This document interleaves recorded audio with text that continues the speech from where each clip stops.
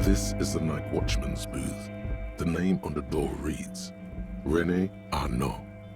The chair is not as austere as the rest of the booth.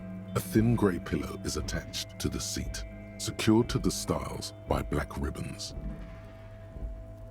Stale air floods through your nostrils. Not a single mote of dust floats inside your lungs, though. The inside of the booth is immaculate.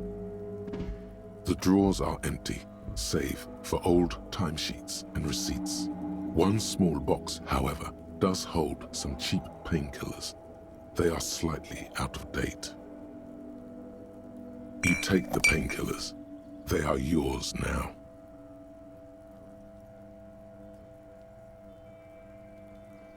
Oh boy, where to start? Elevated risk of dementia, mini strokes, prophet's disease, sudden death, hair death, erectile malfunction, critical flatulence, watery blood, black mucus, uncontrollable weeping, increased sensitivity to la opera, inoperable joint disorder, total spinal collapse. Don't think about that. Quick, think about something else. The enormity of the case before you dwarfs the list of side effects. You can't even see the side effects anymore. They're nothing to you. You stand and exit the booth.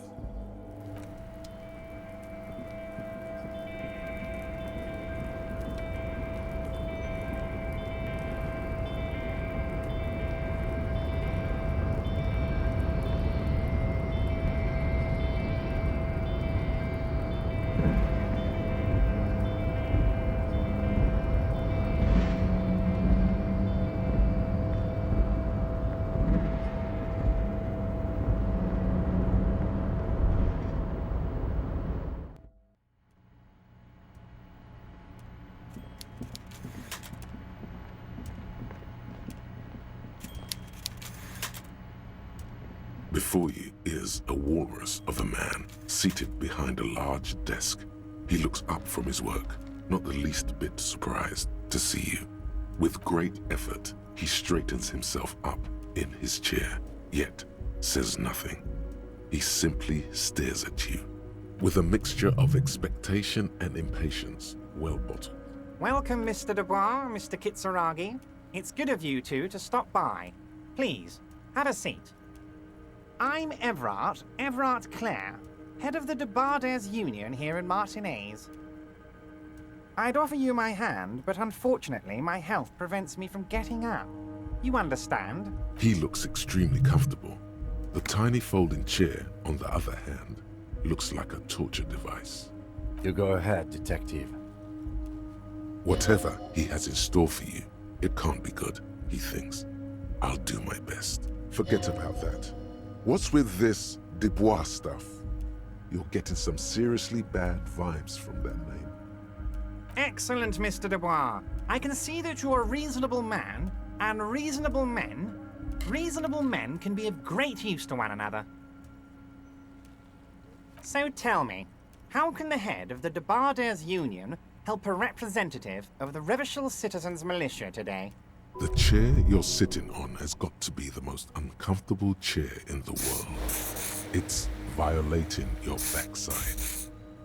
Oh, by the way, I heard you got a rather rude reception from a certain Lawrence Gart.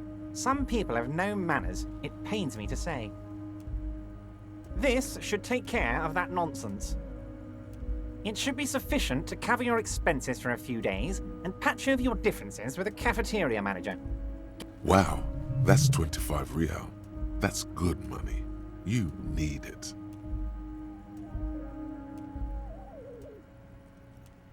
Is there anything you'd like to say to me? Or... Cool? I wouldn't go that far. I'm sure there are cooler things than delivering a comically oversized novelty check to a cafeteria manager. But, sure, if that's what's cool nowadays. Now, I'd like to set your mind at ease about one other matter. Your lost gun. Let me assure you, Union people are on it as we speak. I've got my best hounds looking for that lost gun. His slug-like lips move, but all you hear is an echo. Lost gun, lost gun, lost gun. The world is swallowed by a black hole of fear. Only 2 words escape its gravitational pull. Lost and gun. Oh God, why didn't you think of this before? Cops have guns. Where's yours? It's gone. Your gun is gone. There's nothing in your pockets. Are you all right, Harry? You seem anxious. Don't be. Everything's going to be all right. It's not like you left it loaded. You didn't lose a loaded gun. Local children aren't out there playing with it right now, pointing it into their own mouths. It's in a safe place. I just know it. I have a feeling everything's going to be all right. It was loaded. There were 2 bullets in it. You always keep at least 2 barrels loaded.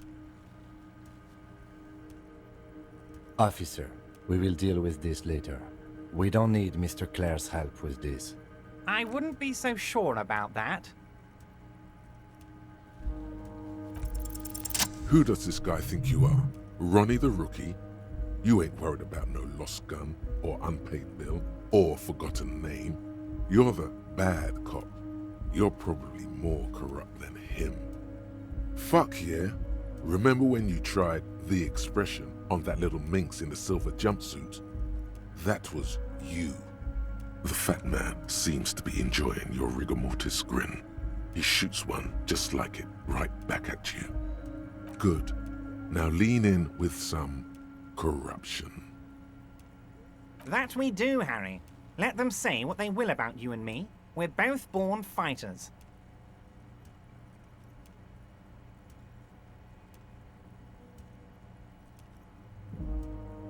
Why, thank you. It's always nice when a fellow professional appreciates your work. That's it. Now kick back and add a final flourish for dignity.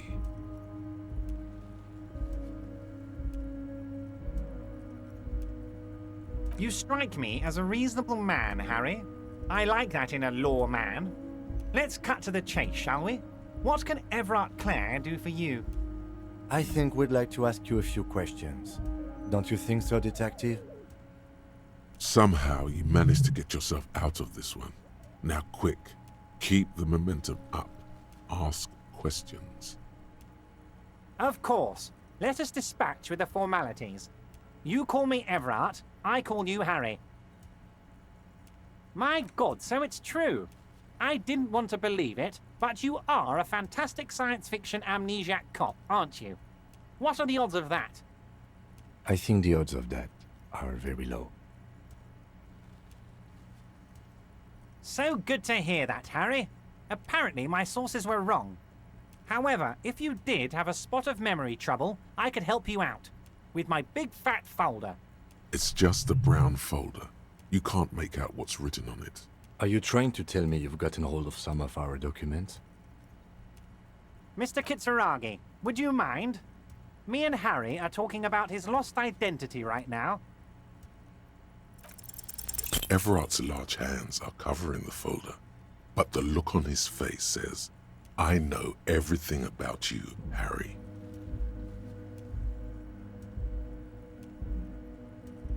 I'm sure it's not that bad. At worst, he has an old RCM folder, and I very much doubt even that. Harry, I just know the things that matter to our friendship, and I want you to feel free to ask me about those things. But of course, Harry, your precinct is the 41st and you live in Jamrock. You're a Jamrock boy. A long way from home, but that's okay.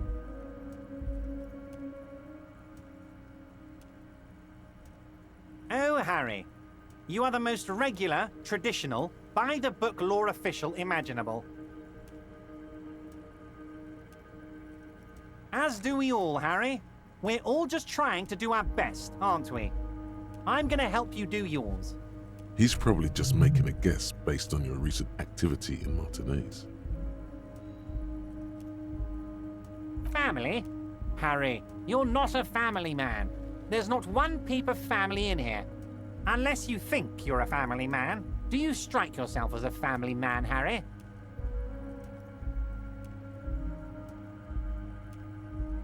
Family, Harry, is the most important thing in the world. Ah, this? My friends in your organization gave it to me, Harry. I find that very suspicious. May I have a look? I'm afraid this is meant for Union eyes only, Mr. Kitsuragi.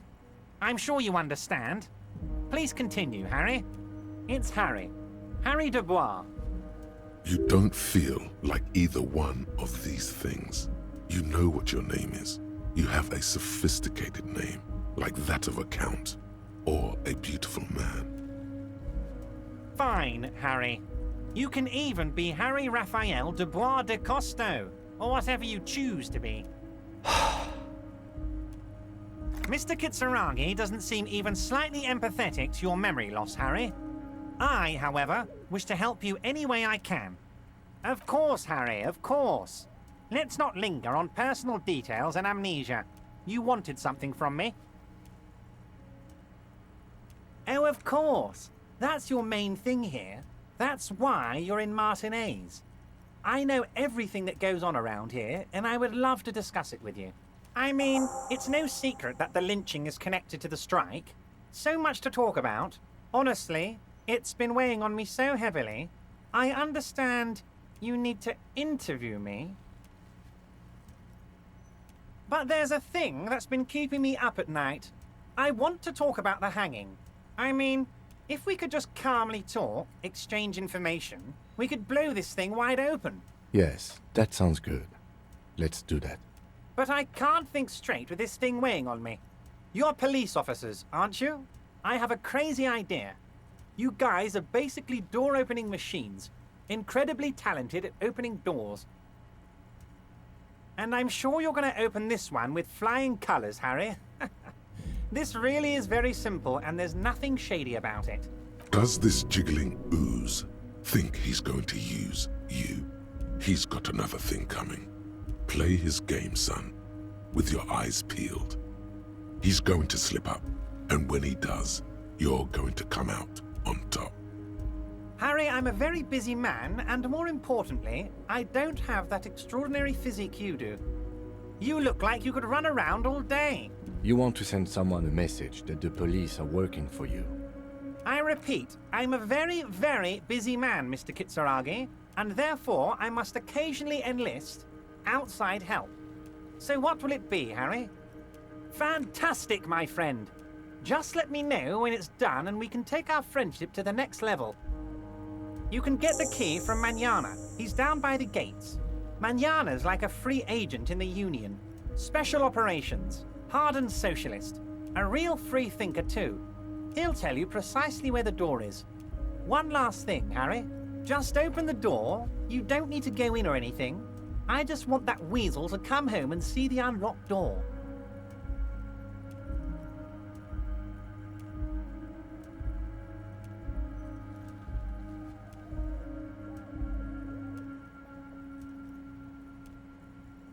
I don't know what that means, Harry. Shady brew? There are so many moving parts in my operation, I can't keep track of them all. You know what? Don't even tell me. Whatever it is, do it. Surprise me. Just one thing. If you can, make it even shadier. Yes, your lost gun.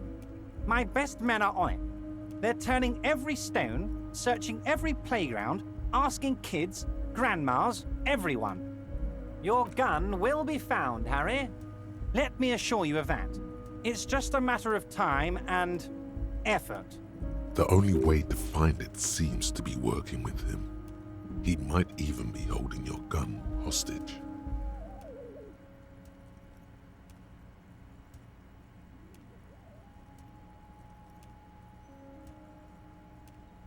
Who knows? Only one thing is certain. If you work with him, you're going to get it back. And working with him might be the only way to do it. Damn it, Harry.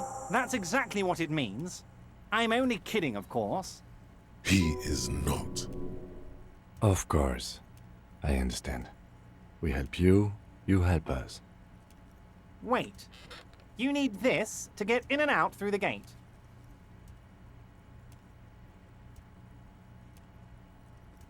Here, you're one of us now. A real red and white Union man. Take care, Harry.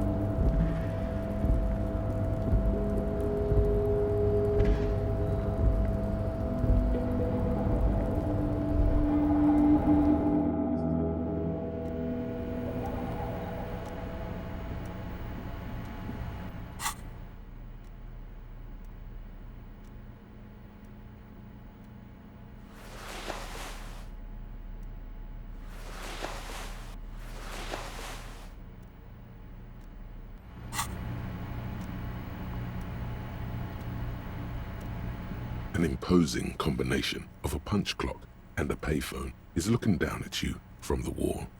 A note on the side says, "Tokens unavailable due to strike. Use change." The machine swallows your coin and seems to be waiting for your next move. Your fingers run over the dial pad. 005. That's the dialing code for Revachol. 4952. And a moment of hesitation before entering the final numbers. 993. Calling. Calling. Still calling. Then... Video Revachol, 24-hour video rental. We rent 8 and 10mm film for home use. This is Lamy. How may I help you? The voice of a youngster on the other end sounds as enthusiastic as that of a man walking towards the gallows. Video Revachol is a 24-hour video rental. We rent 8 and 10mm film for home use. This is Lamy.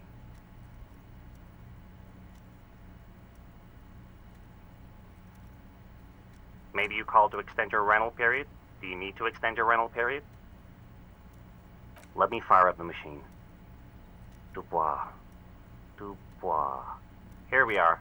You haven't rented anything in 5 years, but you still have a copy of Blue Ocean Hell from November '46. Whoa, not a fun film, that one. It's not an easy watch. After the death of his daughter and subsequent divorce, Ziemsk immigrant Egidius Wojcik tries to come to terms with the onset of dementia. No wonder no one's been missing it. Still, it would be great if you could return it to us. We're on the corner of Voyager and Main. On the corner of Voyager and Main, a large neon sign hangs on the side of a building. Video Revachol, 24 hours. It's raining and there is almost no traffic on the street. A woman's footprints in the mud lead away from the front door. Tiny heels tiptoeing down the road. Beautiful steps, light-footed with a lifetime ahead of them.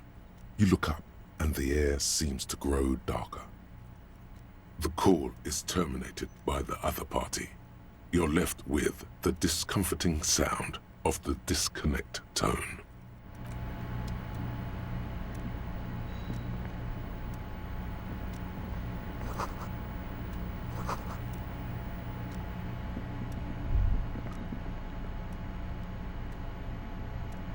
file cabinet stands steady as ever.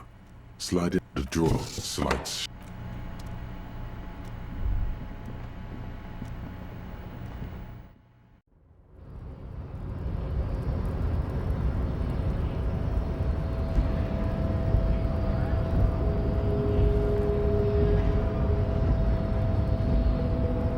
Do not presume this has drastically altered our race dynamic. True, I said nothing about our personal dynamic. That has altered a little.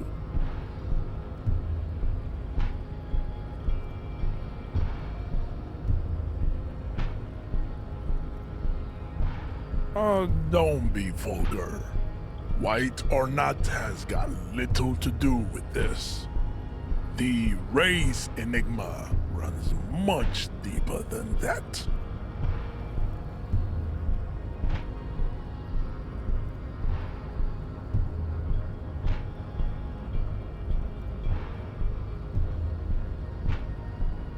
Mr. Clare is a man of vision and means. He has the will to confront International Capital, which is something your race naivistic communists never did. Also, to serve is noble.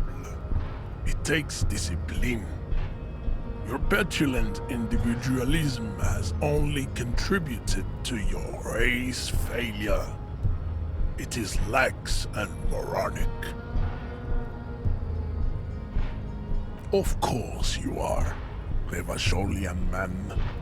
The failure of communism to challenge the world order is the core of your race fate. All around you, the fruits of its defeat.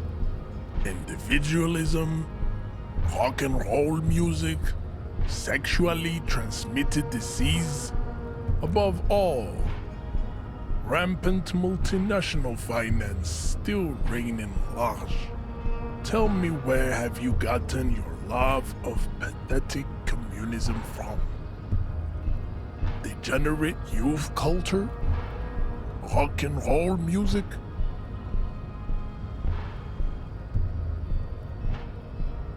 Stop explaining yourself.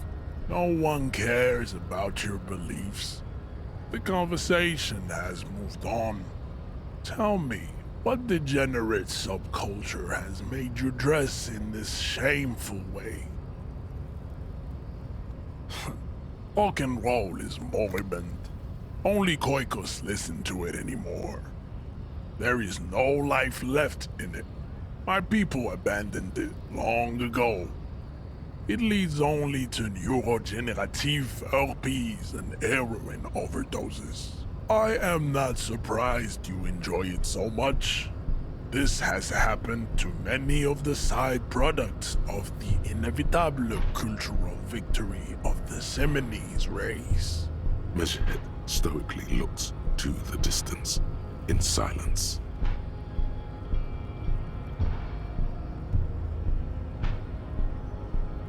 He does not so much as glance at the object. Stop showing me your pathetic cup. I have no interest in it. Does he strike you as the kind of man who puts mugs into trash?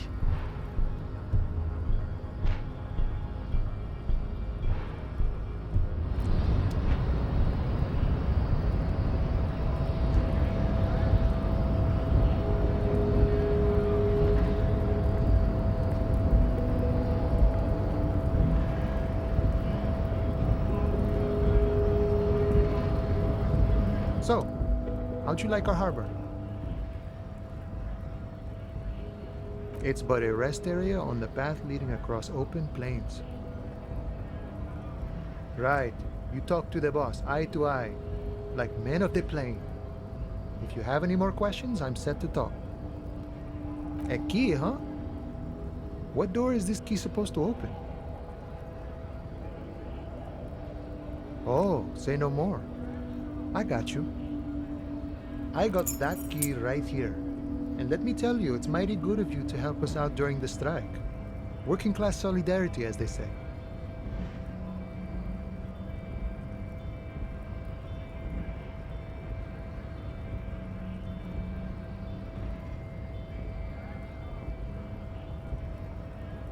Oh, so the none of the above type, are you? I get it, I get it. I like to keep my distance too. But it doesn't matter. It's a good thing you're doing.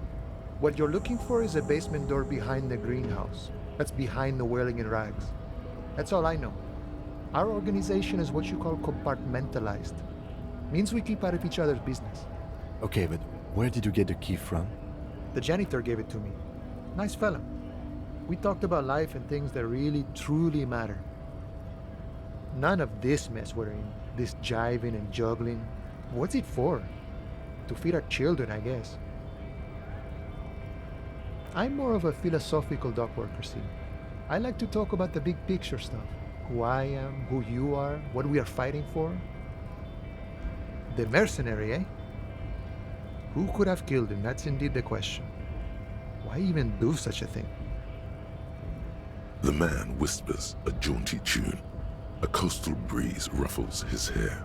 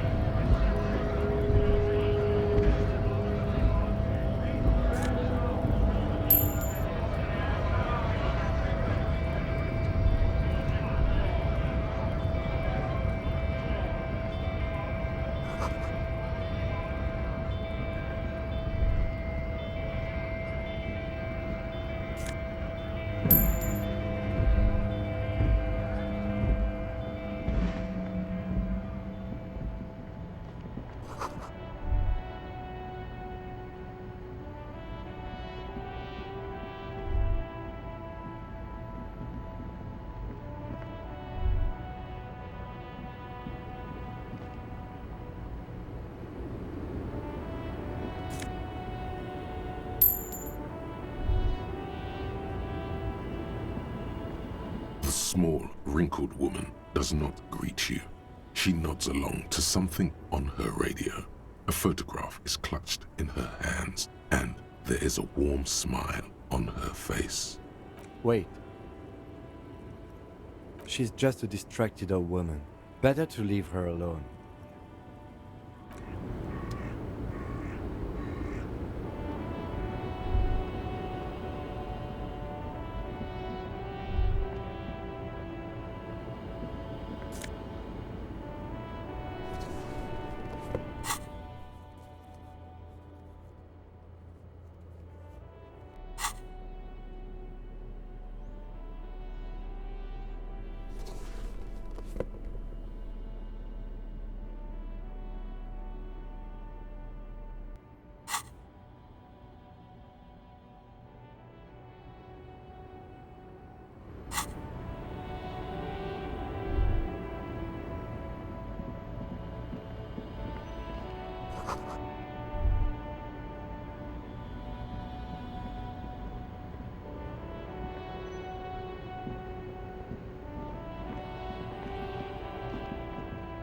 An old monument stands in the middle of the traffic island, pointing toward the sea.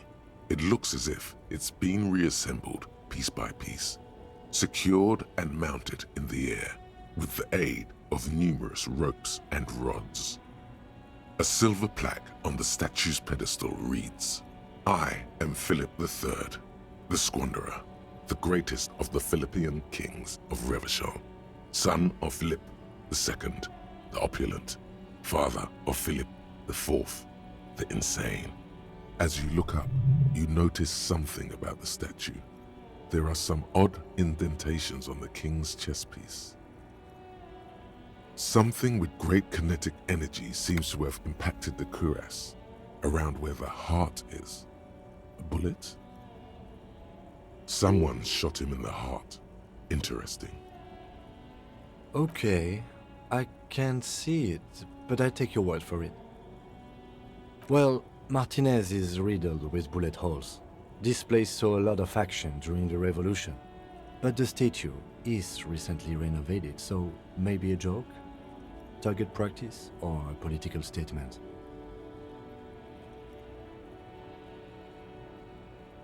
If we connect every bullet hole in Martinez to the murder, we'll get an overwhelming amount of loose threads. But then again, we don't really know what we are dealing with here, so... I've made a note. Don't hold your breath. The king stands high above you, surveying the bay, mute and indifferent to your sightings. What did he do? You have no idea what you did a week ago. How would you know what this guy did many centuries ago? High above you, the king stands triumphantly oblivious to your memory trouble.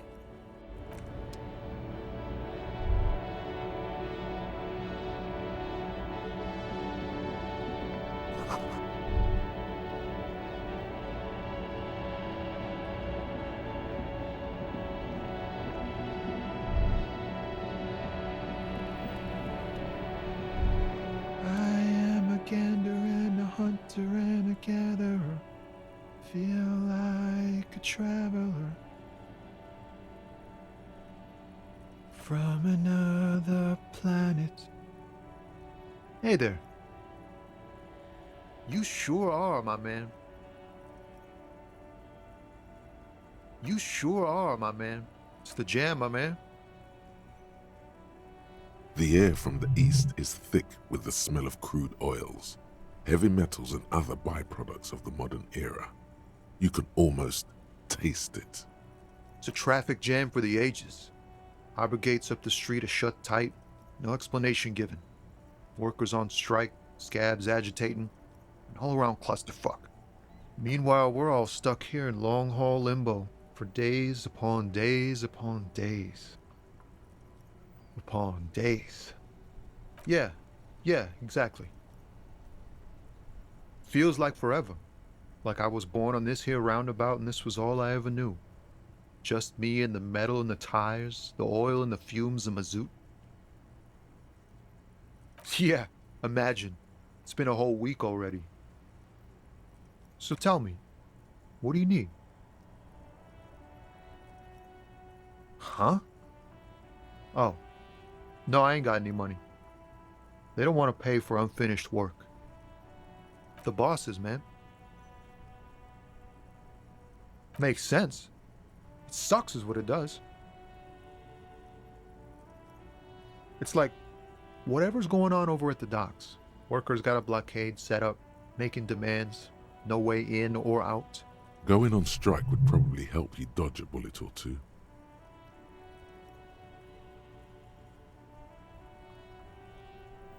Maybe you should.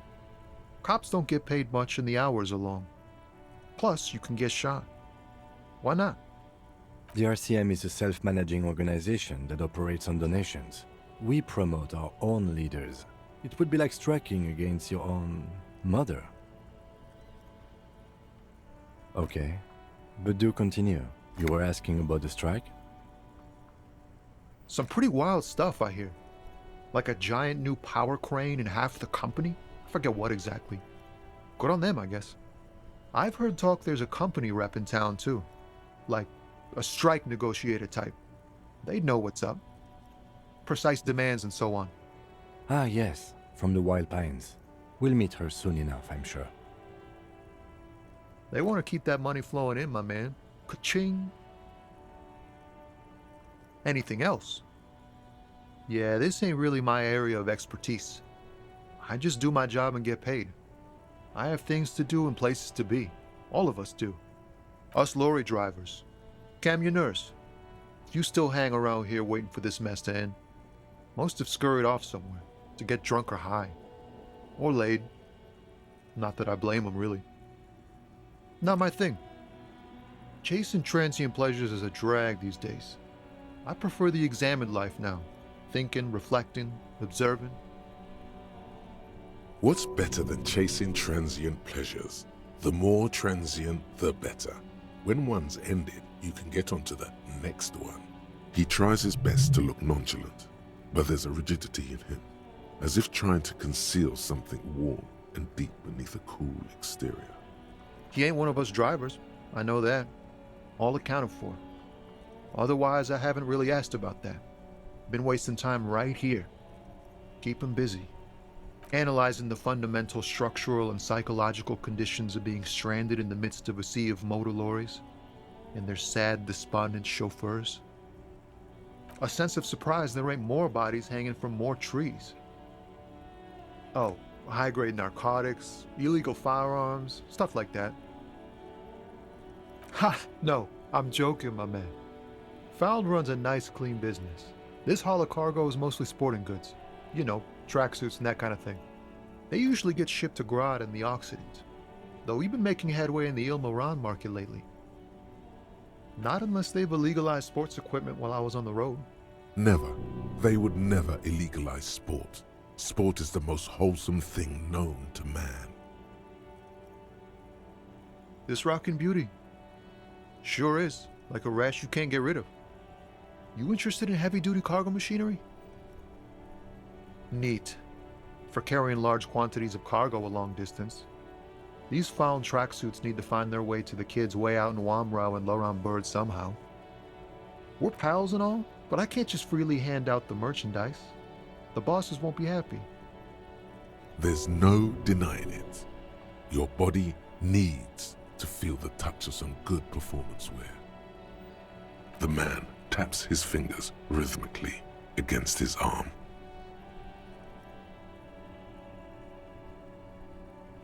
Don't be a stranger.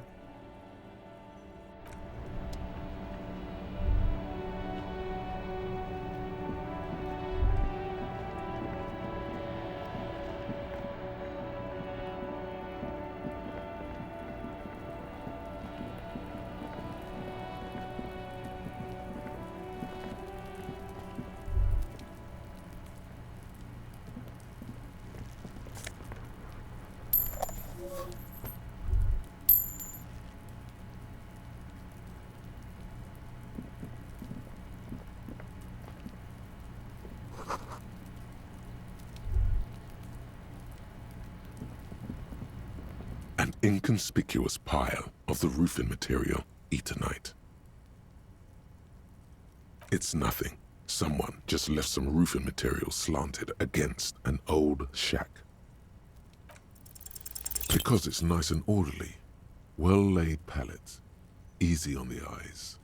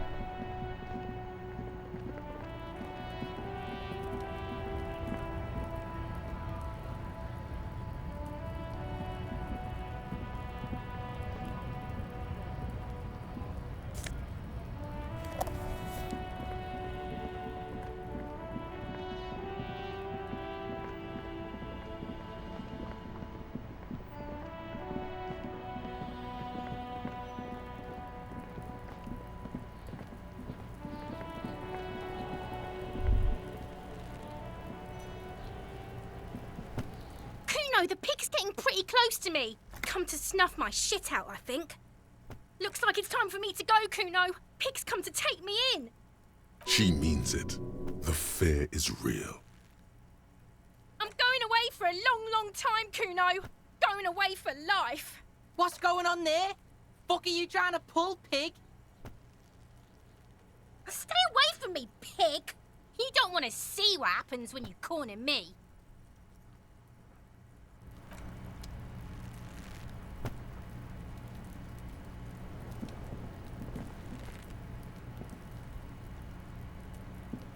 Fuck does Kuno care?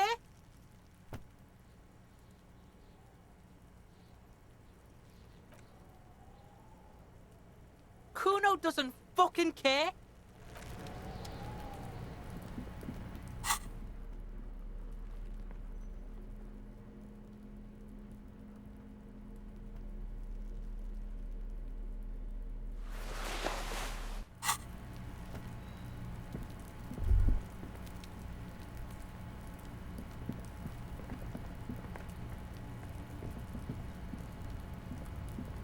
An inconspicuous pile of the roofing material, Eternite.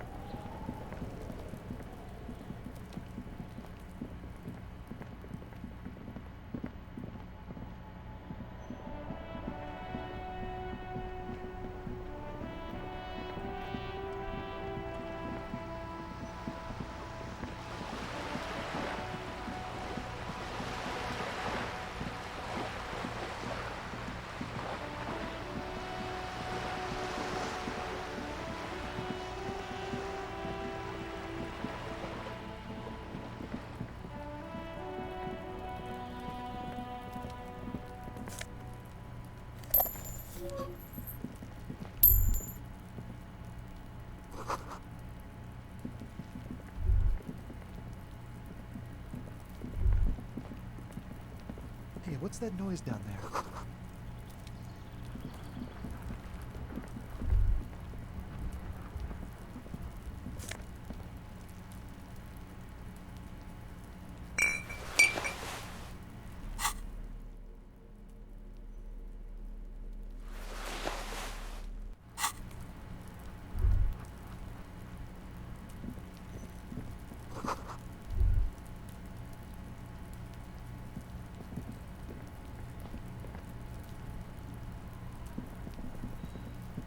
This must be it.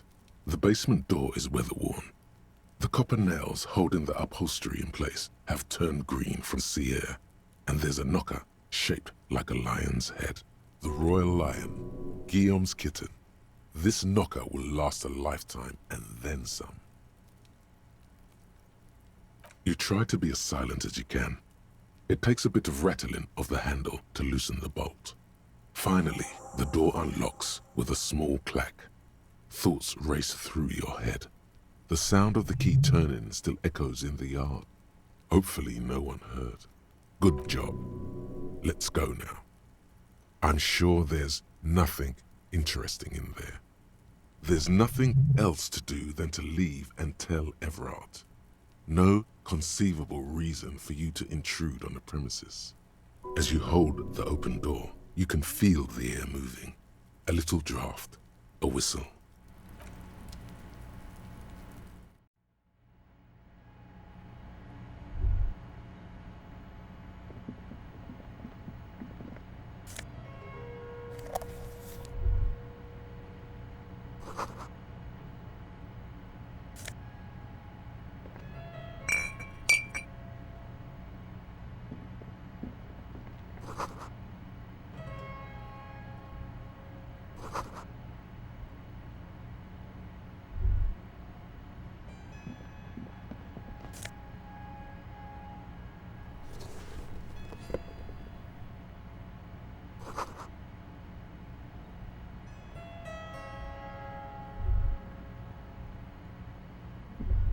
A row of mugs sits on the shelf. Each one depicts a human figure. A dark-skinned woman grinning amidst mysterious symbols. A broad-shouldered man shoveling potatoes, and others. A little ring. Though cheerful, the images on the ceramic make you vaguely uncomfortable. The lieutenant picks up one of the mugs, then puts it back down with a look of disdain. I'm beginning to feel better about breaking into this man's apartment. Yes, your broken mug friend would feel very much at home here. The same humor, the same mocking lines. There's the missing tin soldier. Whoever lives here might have used the Whirling's container to dump his trash. And now they've drawn the ire of the Union. The plot thickens, as they say. Who knows? I'm not expecting too much from this clothes in the trash lead either way. It might turn out to be some random local matter, but still, a nice coincidence.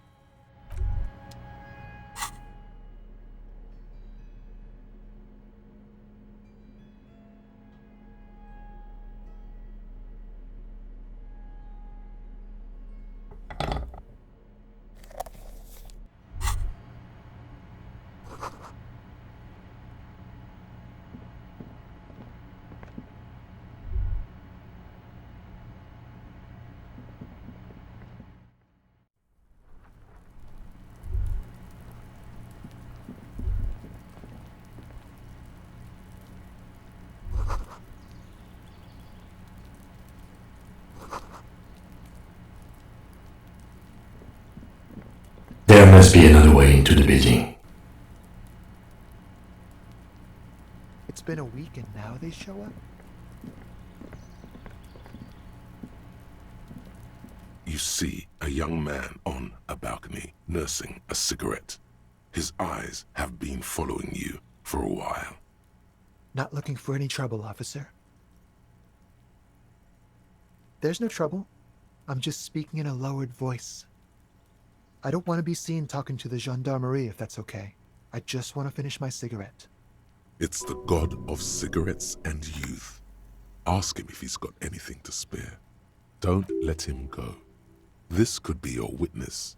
The balcony has a great view of the whole thing.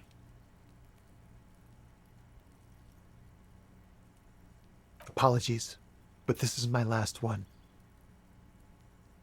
The god himself has denied you absolution. Absolution? I don't know that brand, but I'm pretty sure you can get Astras at the Frit. I'm not sure that's a good idea. I'm not throwing anything. There's no way you'd catch that cigarette anyway. Yes, really. Don't even try. You'll just embarrass yourself. As you wish. Is it really that important? Like a nervous cat, he keeps stealing looks at the neighboring windows. All right, but make it quick. Once I finish this cigarette, I have to run. By God, this young man has the body of a decathlete. His lithe form was practically made for vaulting over the high bar. Occasionally. Why? No, I just like to look good. He gives you a honeyed smile before shaking off the cigarette ash. My name? My name is Martin Martinez. Martin Martinez? Good local name. Let's go with that. I'd even go so far as to say that the view is a little too good, my dear gendarme. Do you have an estimate of when the body will be taken away? We will remove the body as soon as possible. Now tell us, where were you last Sunday? Oh. You already asked me that, didn't you? No, not you. Some more muscular type. And when did you speak to this more muscular gentleman? Last week? I don't know. Look. You didn't answer the question. What were you doing last Sunday? I had a friend over. It was my Sunday friend. A Sunday friend? How intriguing. He doesn't reply, gesturing no with his cigarette. In the neighboring windows, you can see faint reflections of his silhouette, all from different angles. Someone hides behind a curtain.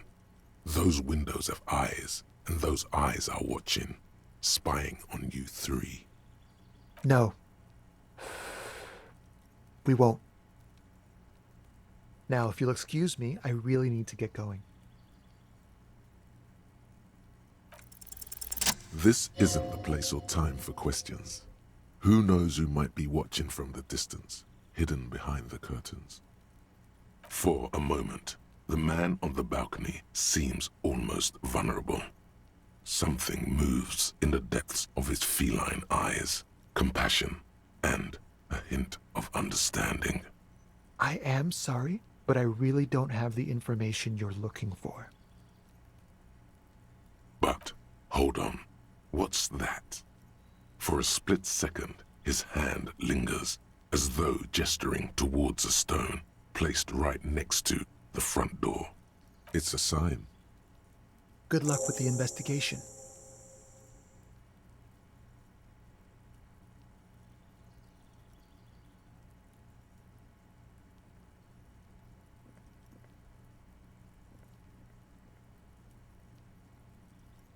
He's gone. No point in running. Tenements like these often have multiple exits. If he doesn't want to talk to us, then he'll know how to hide himself. He could be a witness. Him or his Sunday friend.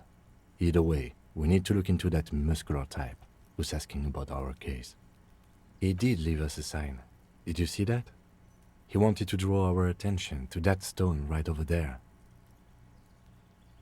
If we find a way inside the building, we can ask around for his apartment. A stone, like any other, lying in a whirl of sleet and mud. Maybe there's something under it. There's a key beneath it, rusty from the dirt. This must be for the front door. Pity doesn't have the apartment number on it. This building has many apartments and the man can be in any of them. We'll just have to go in and see.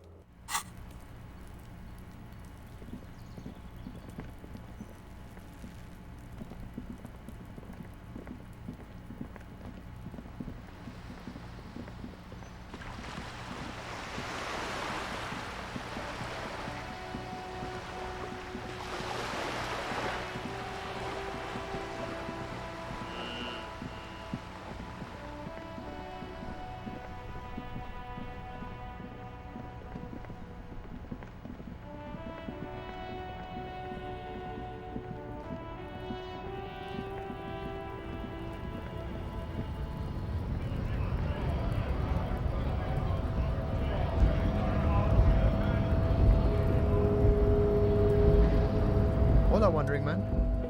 How can I help you? Yeah, the janitor who gave me the key to his apartment said the guy's a bit of an asshole. Like I said before, I don't know much about this weasel, but the bossman said he's a real piece of work. Thanks for helping out, friend.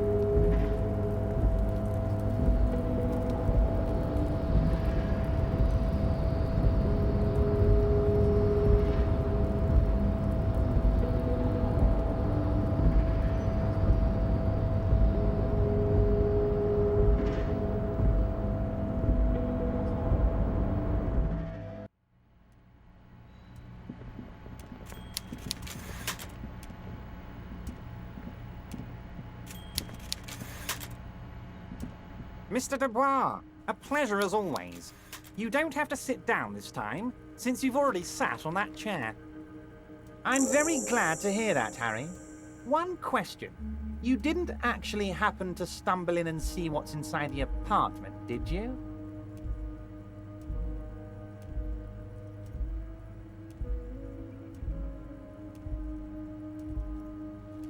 You're right, Harry. You only had to unlock the door, which you did, so we're all good here. Now let's get down to brass tacks.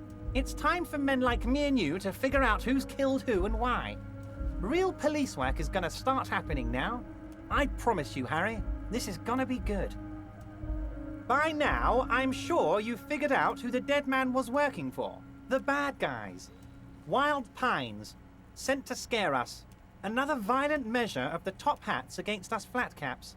Harry, this strike is the culmination of many, many mistakes made by the Wild Pines group. They tried to shut the strike down by sending in armed mercenaries. You mean our victim? A security contractor? Can you imagine that? Workers standing in peaceful protest, united in the spirit of fellowship, and they send hired killers to mow us down with machine gun fire? He performs a motion as if spraying bullets from a machine gun.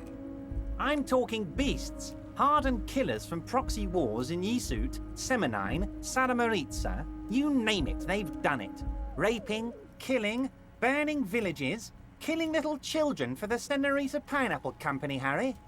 Those Senorita Pineapple people are scary motherfuckers. Decimating your state if you don't give them your pineapples. Everything they did there, they brought over here. They want to turn Revachol into a third world slum. Honestly, the only thing they didn't do is kill the village elephant. No, Harry, the elephant is metaphorical and so is the village, but the mercs and their brutality are very real. Now, I haven't personally witnessed the brutalities out there. I have the luxury of staying in my container, you see. If I need to go somewhere, they just move my container. Yes, I'm an old man, Harry. My legs aren't what they used to be. They lift my office with that big crane. It's actually very fun. You should try it. But enough about me and my fun container. The killers the company hired, I think there were 3 of them, all hardened commando types. One of them got downright suicidal, getting drunk, violent, a little rapey. Even their own negotiator couldn't control him. That's your boy, the one who likes hanging out and trees. What makes you think the Wild Pines negotiator can't control them? Harry, what you need to realize is, we dock workers are not pushovers. We got grit, Harry. This whole neighborhood does. Push us hard enough and we push back. And when we do, we push to kill. An entire neighborhood of killers. Potentially, Harry, potentially. We got arm wrestling champions, rowing club people, ex-coal miners, tough guys, all ready to spring into action for their home base.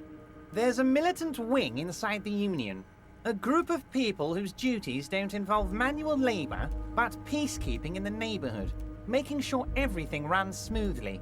They're like you guys. Idealistic people who want to make sure bad things don't happen.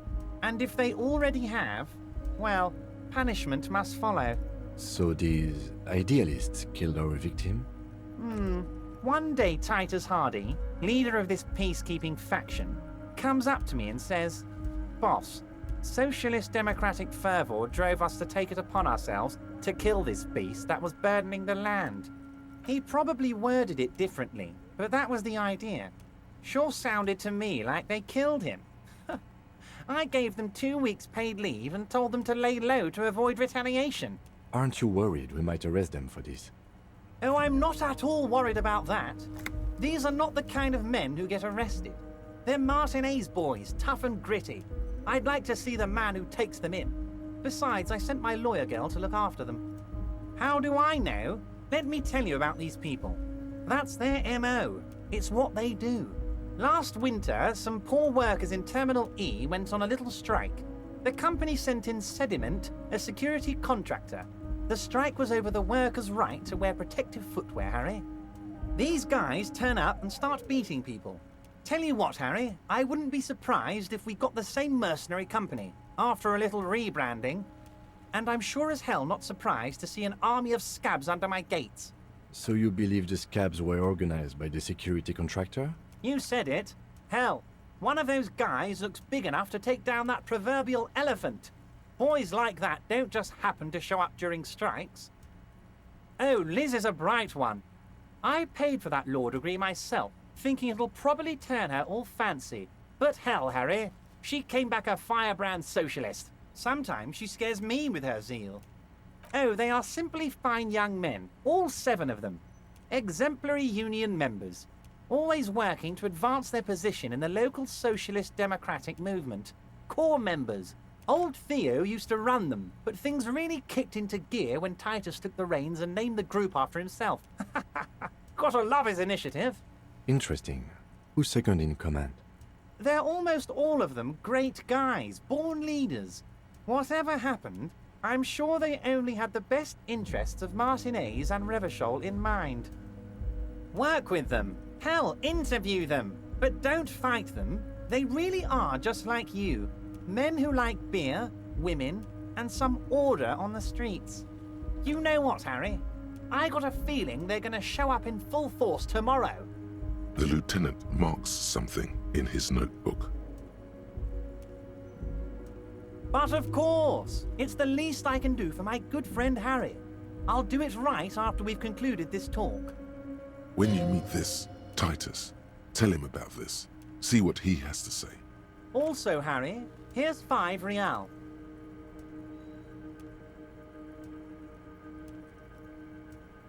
The lieutenant watches you pocket the banknote. He looks a little puzzled. Good boy, a real team player. Now, do you have any more questions? Was it a good talk? I'm not sure we made much headway here. I was hoping we'd bust the case wide open. Heck, I even wanted to tell you what I really want to achieve with the strike. I don't know what happened, Harry. I wanted you to feel like Mr. Martinez. And of course, I also wanted you to find your gun. But it's like I can't completely trust you. Yet. Yes, Harry. It's like I can't fully trust you if you're not a man of the left.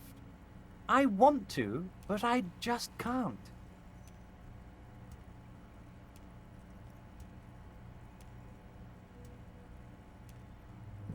What does your heart tell you about your lost gun, Harry?